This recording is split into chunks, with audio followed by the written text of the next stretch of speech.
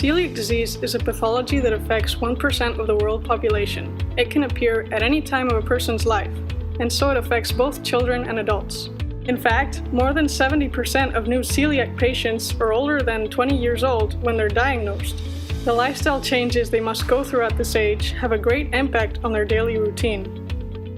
This disease is closely related to human leukocyte antigens, or HLAs, which are receptors that are located on the surface of almost every cell of our body, including white blood cells.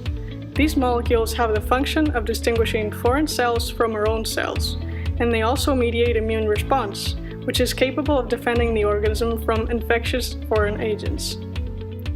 We're a team of 12 students of the Masters in Bioengineering at the IQS School of Engineering, with a special interest in the research on this disease.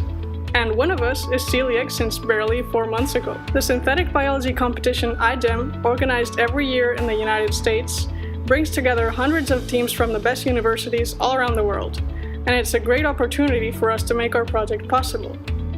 Our project focuses on the design of a customized gluten sensor that allows the specific detection of reactive components for each celiac patient in any type of food.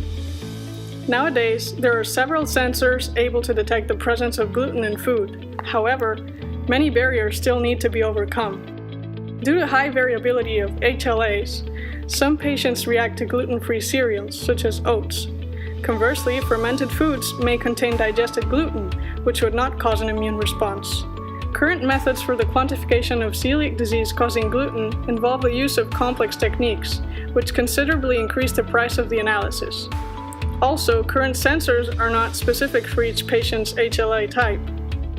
This is why the development of a customized sensor to determine the presence of gluten and its derivatives could help to better understand the disease, while also allowing to screen foods that could trigger an inflammatory response for each patient. So, be a part of our project. Even small investments can help us build a better world for celiac people.